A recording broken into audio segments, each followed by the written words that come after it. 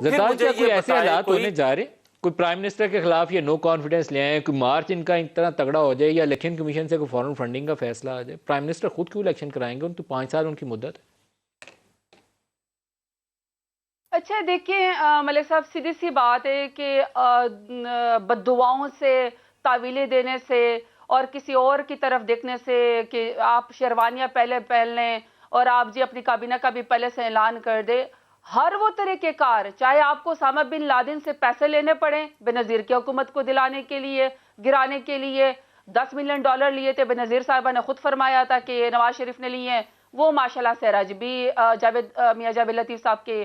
party کے لیڈران کو جاتا ہے اگر الیکٹڈ حکومت کے خلاف جو ہے وہ آپ زبردستی سڑکوں کے اوپر جو ہے وہ دھما چوکڑی کریں اور 11 جماعتوں کے جو ہیں ماشاءاللہ سے 11 کارکنان جو ہے وہ پرجوش کارکنان پشاور کے اندر جو ہے وہ جمع ہو جائیں اور پھر ان کے اپنے لیڈران بھاگ جائیں شرمندگی کو ختم کرنے کے لیے اور اس کے بعد اگر ابھی اتنا مہنگائی کا ڈر ہے ابھی اتنا مہنگائی کا خوف ہے کہ جی عوام کے پاس کچھ نہیں ہے تو پھر 3 مہینے کا انتظار کیوں کر رہے ہیں یہ کس قسم کی مطلب ان کی خواہشات ہیں سب کو پتا ہے کہ آل بچاؤ مال بچاؤ کرپشن بچاؤ منی لانڈرنگ کرنے والے پیسوں کی سیاست کرنے والے مکا کی سیاست کرنے والے پہلے تمہاری باری پھر میری باری اور NRO لے کے نوٹوں کے بیگ لے کے خود ساختہ جلا وطنی اختیار کر کے جدہ بھاگنے والے ساری دنیا کو پتا ہے کہ ماشاءاللہ سے PMLN کے لیڈران ہیں ابھی ہر روز ایک نیا بیان دیتے ہیں کہ جی حکومت گر گئے گی جی اللہ بسم اللہ شروع کریں ہم نے تو آپ 176 کے بجائے 178 جو ہی ہم نے ووٹ آف کانفیڈنس لے کے پرائم منسٹر عمران خان نے دوبارہ جو ہے وہ لے کر آگئے تھے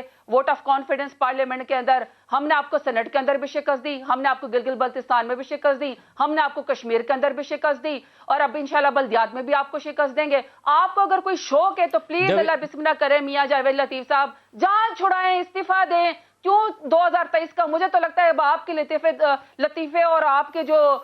مذاق ہیں آپ کے جو استعفے ہیں وہ لطیفے بن گئے مجھے تو لگتا ہے آپ 2023 کو ہی دیں گے نہ کیا کرے ایسی باتیں جو آپ کے بس کی بات نہیں ہے